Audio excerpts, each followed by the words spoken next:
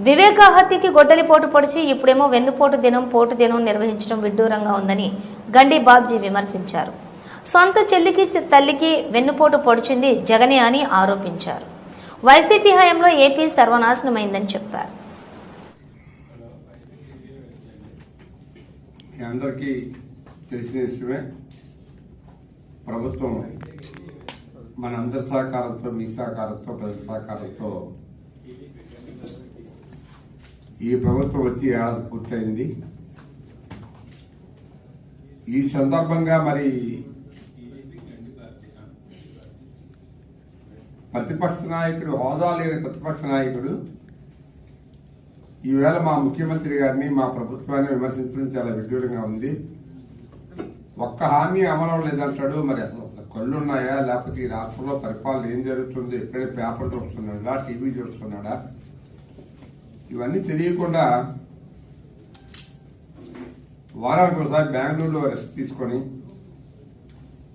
Amaravati visit చేసి ఈ రాష్ట్రంలో ఏం జరుగుతుంది, ఒకరికి న్యాయం లేదు, అన్యాయం జరుగుతుంది అని ఒక స్టేట్మెంట్ ఇవ్వడం అలవాటుగా తీసుకొని మరి ఈ మధ్య నిన్న మీరు చూసే ఉంటారు, ఆయన మళ్ళీ మరలా ఒక స్టేట్మెంట్ ఇచ్చాడు. ఈ స్టేట్మెంట్లో అతని ఉద్దేశం ఏమిటంటే, ఒక్క పని కూడా మీరు 6 హామీలు ఇస్తా అన్నారు, అందులో ఒకటి అమలు లేదు. తర్వాత మీరు చాలా పథకాలు చెప్పారు, ఒక్క పథకం కూడా అమలు చేయలేదు. అసలు మీరు పరిపాలనలో సంవత్సరం లోపు మీరు ఏం చేశారు, సంవత్సరంలో మేము చాలా చేశాం అనే విధంగా మరి స్టేట్మెంట్లు ఇస్తున్నప్పుడు మేము అంటున్నాం, నువ్వు పరిపాలన చేసిన తర్వాత పెన్షన్ ఎన్ని రోజులు పెంచావు? 1000 రూపాయలు పెంచావు. నువ్వు ఆ 1000 రూపాయలు ఎన్ని రోజులకి పూర్తి చేశావు? 5 సంవత్సరాలకి 250 చొప్పున ఇది ఆడవాళ్ళ చీటీలాగా 250 పెంచిన మహానుభావుడివి.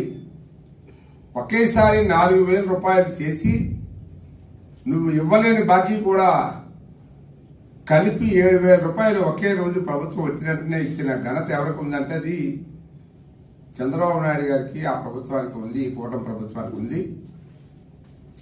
ఈ విషయం మర్చిపోయి నువ్వు చాలా మాట్లాడుతున్నావు. వెన్నుపోటు అంటున్నావు, వెన్నుపోటు పొడిచామంటున్నావు ఈ ప్రభుత్వాన్ని. అసలు నువ్వు నీ ఇంటి నుంచే మొదలు పెట్టావు వెన్నుపోటు పడడం. మీ బాబాయికి వెన్నుపోటు పొడిచి గొడ్ల పొట్లు పెట్టి అన్యాయంగా చంపేశావు. తీరా ఆ రోజు నువ్వు ఆ సినిమాలో కూడా డ్రామా అంత బ్రహ్మాండంగా డ్రామా చేసి ఆ హత్యని మాయ చేయడానికి ప్రయత్నం చేసిన ఆ డ్రామా చూస్తే ఇప్పుడు ప్రజల గుండెల్లో, మరి వాళ్ళ కుటుంబం గుండెల్లో, మీ చిన్నాన్న ఫ్యామిలీ గుండెల్లో ఎప్పటికీ మెదులుతూనే ఉంది. నువ్వు 5 సంవత్సరాలు ముఖ్యమంత్రిగా ఉండి ఆ కేసుని మా నాయకుడు చంద్రబాబు మీద నెట్టాలని ప్రయత్నం చేసి నువ్వు 5 సంవత్సరాలు ముఖ్యమంత్రిగా ఉండి కనీసం అసలు ఎవరు చంపారో కూడా కనిపెట్టలేని పరిస్థితిలో ఉన్న మహానుభావుడివి ఈవేళ ఈ వెన్నుపోటు గురించి మాట్లాడడం అనేది చాలా ఆశ్చర్యంగా ఉంది. నువ్వు కేవలం నీ కుంభకోణాలు ఇవన్నీ కూడా బయటపడడానికి చాలా డ్రామాలు ఆడావు. నీ ముఠా కూడా అంతా కూడా దొంగల ముఠా.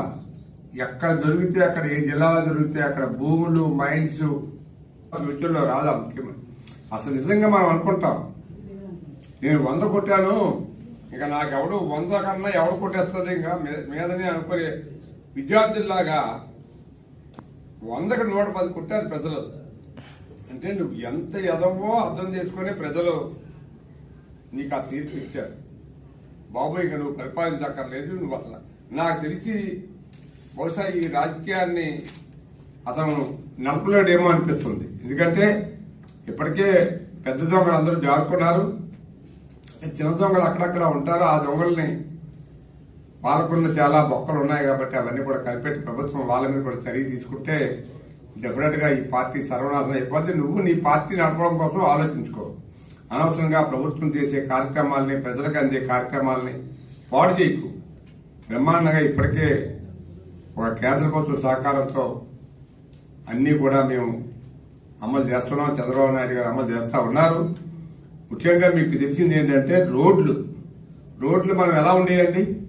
ఈవేళ సుమారు 12 నుంచి 1500 కోట్ల రూపాయలు పెట్టి ఇమీడియట్ గా మేజర్ రోడ్లన్నీ రిపేర్ చేశాం. అక్కడక్కడ కొన్ని రోడ్లు ఉన్నాయి, అవి కూడా ఇప్పుడు ఫుల్ టైం టేకప్ చేస్తున్నాం. ఎక్కడైనా మళ్ళీ ఇప్పుడు గుంతల్లో నడుస్తున్నామనే మాట వింటున్నామా చెప్పండి, ఎవరి నోటైనా? రోడ్లు మ్యాక్సిమం బాగు చేశాం ఈ 1 year లో. ఇంకా అక్కడ 30% రోడ్స్ ఉన్నాయి, అవన్నీ కూడా హెవీ రోడ్స్.